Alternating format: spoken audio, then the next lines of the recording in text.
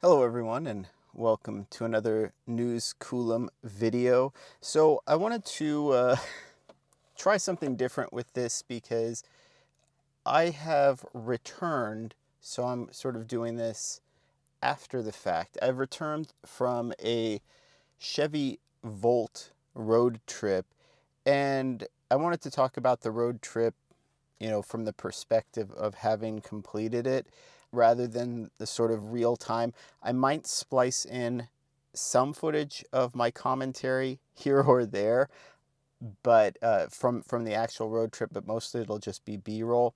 So just catching everyone up. First things first is the Chevy Volt did not pass its SMOG. So even after that trip I did through Northern California, it didn't reset all of the sensors. So basically I just hadn't driven it enough. Now part of that was likely due to not charging the battery back to full. I think there was an aspect of the SMOG test that showed a bunch of 12-volt battery errors. Those wouldn't have prevented it from passing the test. They just come up as errors in the system. And I think that not having charged the Volt to full is part of what caused that. So I did charge the battery to full as well, reset all of the systems before I went on this road trip. And then, of course, the other issue was before I could go on this road trip, I needed to fix the front windows because both regulators broke. Now, they're 95% fixed. I still need a pigtail for the passenger side because apparently they changed the plug settings from the 2010, 2011 to the 2013, and then 2014, 2015, this is a 2015 Chevrolet Volt, had a different plug for the window regulator, the power window regulator. So passenger side is stuck in the up position. This one works.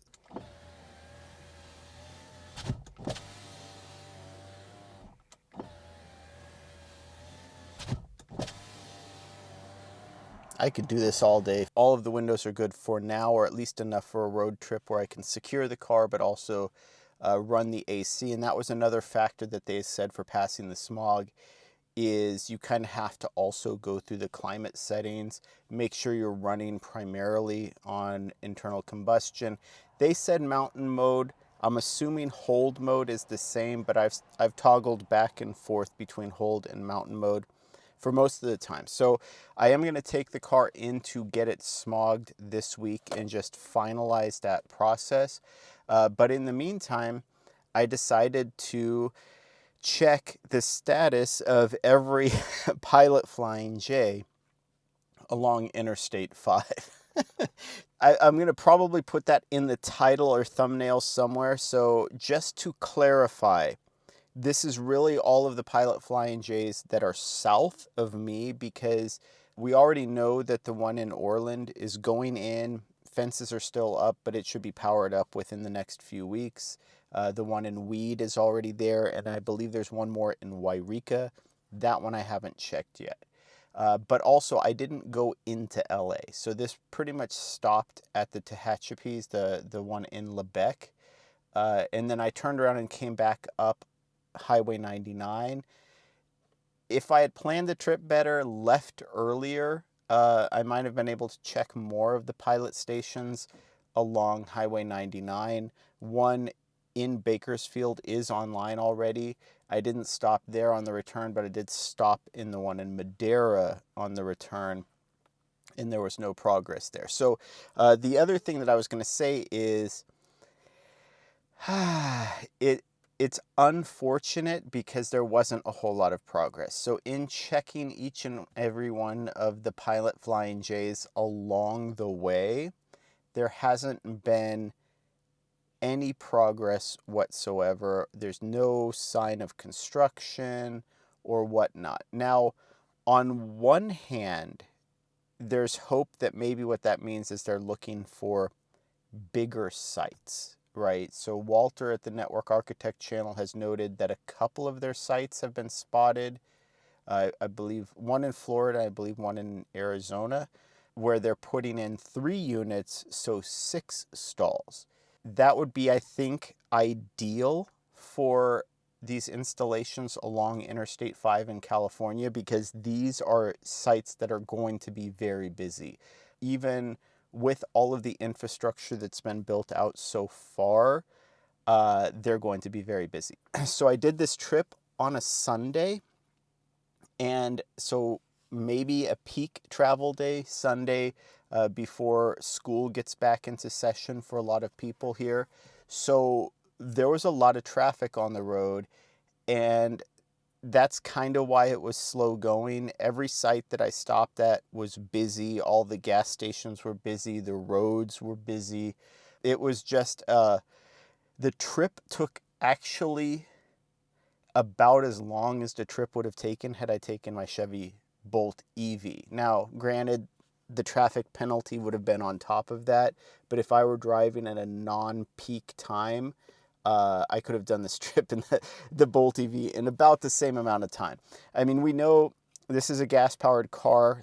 There's no chance that I wasn't going to make it, so, burying the lead or whatever, but I ended up doing a little under 840 miles in 14 hours. So again, really not all that much faster than what the Chevy Bolt EV would have done. So what's the point of having to plug in hybrid, right? But part of that was due to how busy the roads were. Part of it was the fact that I was visiting as many sites as I was. And I'll just put this out there too, because this was kind of a thought that I had as I was making this trip, is I was only putting in about $20 at a time. Now, California gas prices, $20 to $30. Sometimes it filled up the Volt's gas tank, which is only 9 gallons. Other times it didn't. But it got me thinking, because what I was not dawdling at these sites. I was not spending a lot of time at these sites. I was just sort of checking them out, maybe going in and using the bathroom, filling up my gas tank, maybe cleaning the windows or throwing out some trash. But I was just not spending a whole lot of time at these pilots. And it got me thinking, like, if you follow Out of Spec, they do their 10% challenge and they charge for 15 minutes. And the amount of gas that I was putting into the Volt was roughly equivalent to the amount of range that top tier EVs can add in about 15 minutes. And even doing that, this trip felt exceptionally slow. And it's one of those counter arguments to charging fast versus charging long and deep, right? Because every time you pull off the freeway, every time you go into a station, doesn't matter, even if you're filling your tank in 5 minutes, that's a lot of time that you're taking off the road. And it doesn't take much for a longer charging session that eliminates the need for a second or a third charging session. It doesn't take much for that longer charging session to make up the difference in time that you save by charging faster for shorter periods of time. So I just thought that was kind of interesting. Again, I might put that into the thumbnail as well. It was just shocking to me to be looking at the clock and seeing this isn't really faster than had I taken my Chevy Bolt EV. In fact, I might run this trip back in my Bolt EV, testing for different things or looking at different areas. So let me know if that's something you would be interested in seeing. Maybe a compare and contrast between this style of trip in the Volt versus the Bolt EV. But I did want to highlight a few of the sites that I visited, because I feel like these are big holes in the GM Energy Pilot Flying J network, and in California specifically, they need to be a priority. And before I get to those marquee sites, I do want to call out the only Pilot Flying J that I stopped at that actually had a GM Energy charger installed there already. Now, this is one that I have used in my Chevy Bolt EV, and it went fine for me. I plugged in, everything worked, auto charge worked, and I was just a casual observer here. But at Patterson off of I-5, and I stopped for lunch there as well, so I could eat and the doggo could eat. But watching I saw probably at least a half dozen, maybe 8 to 9 EVs come and go in the time that I was there. There was a Cadillac Lyriq when I arrived, as well as a Hyundai Ioniq 5. But I noticed that after the Cadillac Lyriq left, the dispenser itself was red. I'll have to go back and check the video now to see if I caught whether it was green or not, as in charging that Cadillac Lyriq. But like I said, I saw a number of other EVs come and go, and most of them were GM EVs, right? We're talking about Chevrolet Equinox. We're talking about a Chevy Blazer, I believe, a Chevy Blazer EV in addition to the Cadillac Lyriq. It just struck me because these chargers not really working. Yeah, you could say, okay, well, Pilot owns them, Pilot bought them. But when you look at the charger, the single biggest logo on it is the GM logo. So maybe you could blame EVgo for lack of reliability or whatever, but this is a case of corporate reputation. And if GM is putting their logo prominently on this hardware, they need to be that sort of taskmaster that says, hey, EVgo, your uptime needs to be at or above those NEVI stated standards, right? And Pilot, if they're buying the hardware, they need to have that same expectation for EVgo, because if someone pulls into a Pilot station and they're not able to charge, they're probably not going to patronize that business. They're probably going to use the bathroom and get back on the road and try to find a charger that works somewhere. Like I said, with GM, it's an especially bad look because their logo is so prominent. And because I was in the Volt, I couldn't really test it myself. It could be account and payment issues. There was a Mach-E owner that plugged in. I saw the charger go green. It went from blue to green, and then a 5 count went to red. So was there some sort of a weird disconnect? Was it payment issues? I don't know. And I was not able to, like I said, use it myself, so I can't confirm. But it just struck me as, for especially something like this, a site that's sandwiched between a Tesla V4 supercharger and an Electrify America charger that's just down the street the other way. These GM Energy chargers, they're going to be co-located with other brands, with other charging providers. They need to be at the top of their game in terms of reliability, and that is not what I witnessed at that Patterson EVgo GM Energy site. Just getting that out of the way, because like I said, it was prominent enough that, I was kind of taken aback, like I said, watching 6 or 8 EVs cycle through, and maybe 1 or 2 of them were able to successfully charge, maybe. So in terms of the other prominent sites that I visited along this route, I did visit Dunnigan. I do think that that's a site that, GM Energy, Pilot Flying J, they need to focus on getting chargers there. It's a great location. There's a Mel's Diner there. There's a Wendy's there. There's a bunch of different places to eat. There's a Starbucks across the street. I wouldn't be surprised if that's one that Mercedes-Benz High Power Charging puts their chargers in, but there's also a V3 supercharger and a V4 supercharger across the street. So Dunnigan is a fairly well-covered stop, but it's such an important location at the interchange between I-5 and I-505 that it really does need to have, as a Pilot Flying J, it needs to have a charging location there. The next one was Flag City. There's also a 1-9 network that falls under Pilot Flying J brand, and at least 1 or 2 of them have had these charging sites added to the 1-9 locations. There were 2 in Flag City and Lodi, California. I went to the Pilot Flying J, and it's a massive lot, huge lot. There's a lot there, a lot there. It's just a big location. And again, it's one of those really important interchanges where if you're going to head over into the Bay Area from I-5, that's one of the ways. I believe it is Highway 12 into Fairfield. It's just a really important cross section. and that needs to be prioritized. There's plenty of room, and that's one of those ones, you know, maybe maybe they're holding out for larger sites, but they could easily put 4 to 6 350 kilowatt chargers in that location, and it would be busy. The ROI on that site would be very quick, just because of how convenient that location is. The next one south, one of the next most important sites that I visited, and frankly, if you are building a network from scratch, this should probably be the priority site, is in Avenal.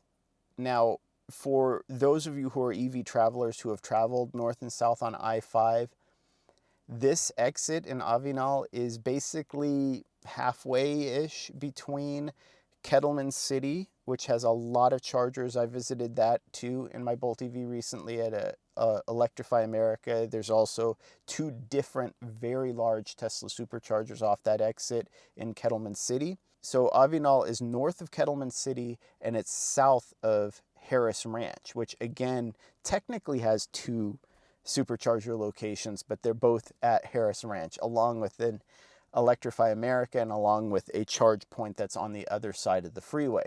So this location is kind of halfway in between them, but that also puts it kind of halfway in between Los Angeles and Sacramento, or Los Angeles and San Francisco. So for anyone making that trip, this location would be perfect. It's a great location. I remember stopping there multiple times in a gas-powered car just because it was such a great location to stop. Lots to do. There's a huge lawn for a picnic area. You know, you can walk your dog, whatever. A lot of different places to eat, really nice facilities. It's just a great location, both on the map in terms of charging site locations, but also in terms of facilities. It's a real bummer to see that one not hosting a charger. And again, this is one of those ones where they could go really big with a charging site at a location like this, because what I kept thinking of is if you have a 300-mile EV, which it appears that all the GM's EVs moving forward are pretty much going to fall into that category, that means you can travel from Los Angeles to Sacramento or from Los Angeles to San Francisco on I-5 and literally only need one stop, and it would be there, right in the middle of your trip, just a halfway point. So you're talking about maybe 6 hours of driving and a 30-minute stop in Avenal, and you're back on the road again after, you know, grabbing some food, relaxing, and you just basically, your trip is done. That, I think, is probably the most important for GM Energy to focus on. Again, big bummer, nothing there. And then the next location down was actually Lost Hills. And this is sort of ironic because I have a history with that Lost Hills exit. This is a very small Pilot Flying J location. Not a lot of room, but there is room if they wanted to add chargers. It just maybe would be a little bit more challenging. Like I said, a pretty crowded space, but it's right next door to a Shell, like the Countryside Market, that has an Electrify America charger there.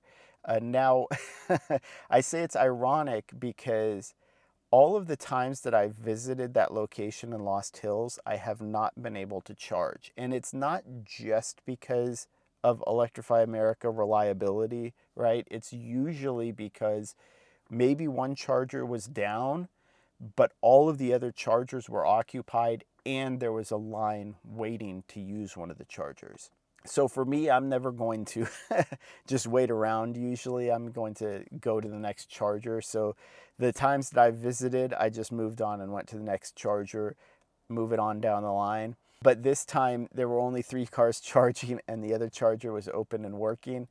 So had I been in my Bolt EV, I could have charged there. This Lost Hills exit does also have a Tesla supercharger. The only thing I will say though is I hate this exit, right? If I'm a traveler, unless we're talking about non-peak travel times, and even then it tends to be crowded. This is just a bear of an exit. It's always crowded, it's always busy, and just getting in and out is not the easiest. And in fact, the longest trip I ever took that 500-mile trip to visit my family for Thanksgiving up I-5 was in a gas-powered car, and I stopped at that Lost Hills exit, and I just remember from the moment I exited to the freeway until the time I accessed a gas pump was 45 minutes. Now, the freeway was only crawling at 25, 35 miles an hour at the time, so I thought, well, might as well get it over with, but 45 minutes just to get to a gas pump, not ideal. And it doesn't look like anything has really changed with Lost Hills. It looks like that exit is every bit as crowded as it's always been, and it will continue to be. So while, yes, I would like to see that Pilot have some chargers located there, it's maybe not the biggest priority just in terms of the ease of use of that charging site. And one of the, redeeming qualities of this road trip was, if you're hitting the Tehachapi's near sundown, it is very scenic.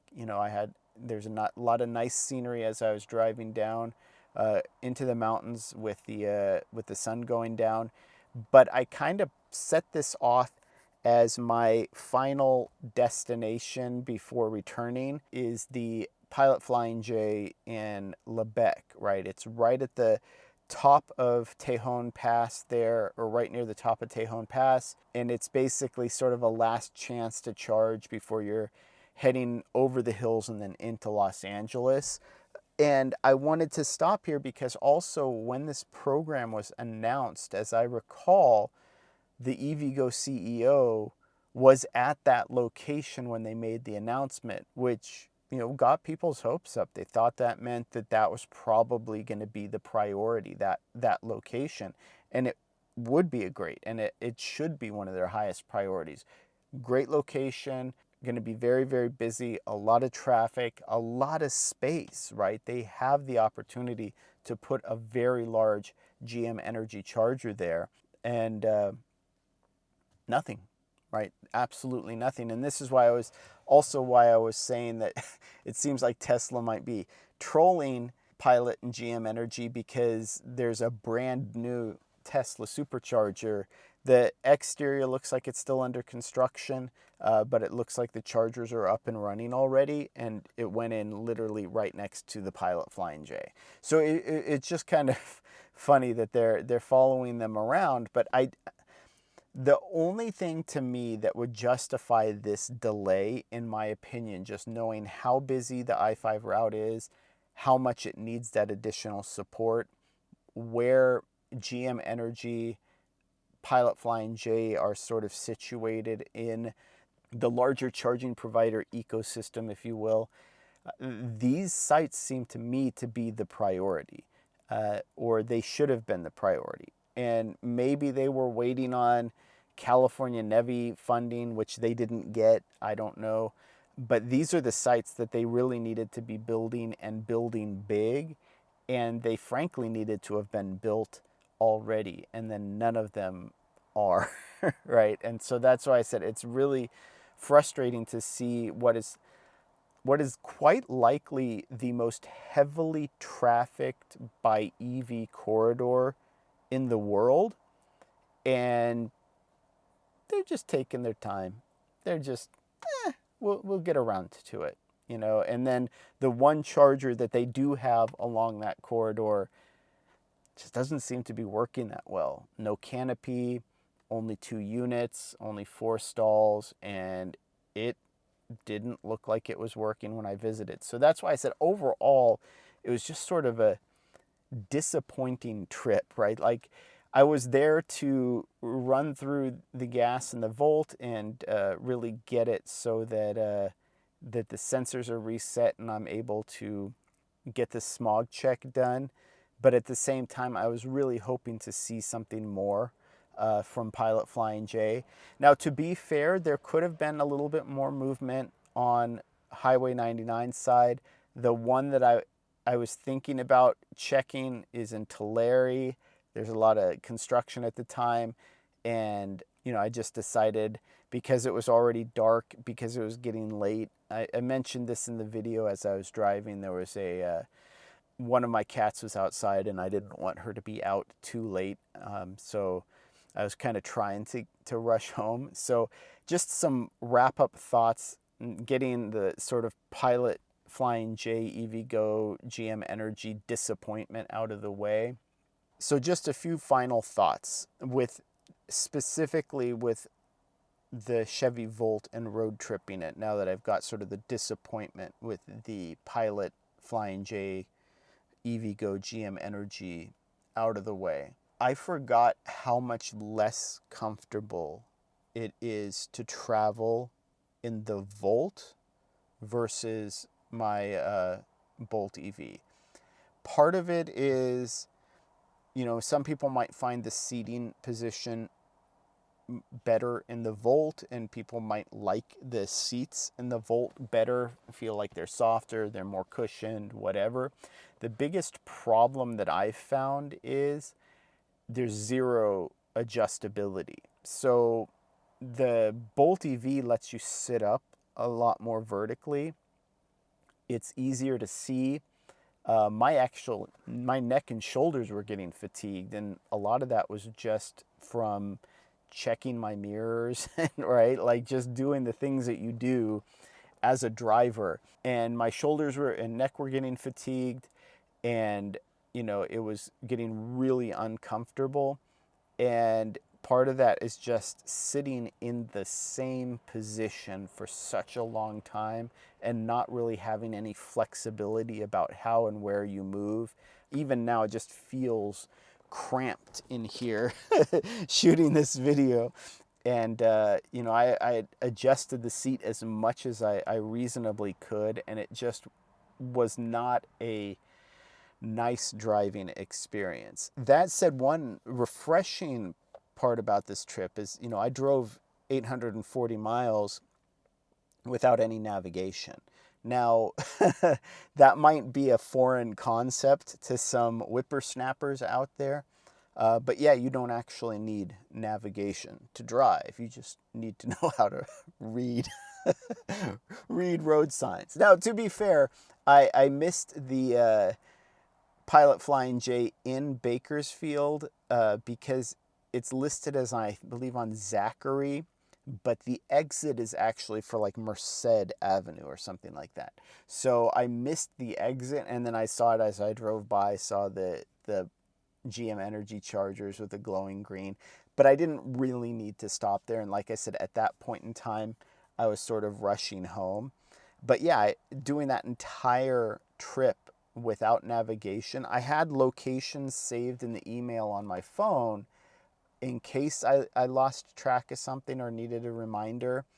But yeah, this doesn't have any sort of way to get Android Auto projected on screen. I'd have to have my phone on. It would have to be in some weird position where it's not necessarily clear. I'd have to get a phone mount to do it. But yeah, just driving without navigation is entirely possible as long as you have a basic understanding of the route that you're traveling and where you might want to be stopping. Even if you're only doing that one stop in advance, you do a quick glance at your phone before you get in your car and say, oh yeah, I probably want to stop here, and if not there, then maybe here, and you're good to go, right? So it was refreshing to have that experience again, because I've gotten to the point of just defaulting to have Android Auto on when it's available. And then the other thing too, and I called this out because like I said, at that point when I visited Madeira and was disappointed by the fact that there was also no charging being built in Madeira on at the Pilot on Highway 99, that was still something like almost 300 miles home. And I made the comment that this is where the Volt really gets to, show its stuff, right? Because a single fill up, and that was the last stop I needed before I arrived at home. So very few EVs could do that, like, to the credit of the Volt. So when I do say that it was slower than the Bolt EV, most of that had to do with the traffic, road construction, conditions, the busyness, but also the number of stops that I made, because I was basically stopping almost like how I would stop if I were driving an EV. So those combination of factors really made it slow. But on the return trip, as traffic started to die down, there fewer cases of road construction, or if they were closed at that point, or they were just not as much. And plus, pro tip, yes, Highway 99 north through California, if you're not going to the Bay Area, is a much faster route. So everybody who tells you have to take I-5, don't listen to them, kids.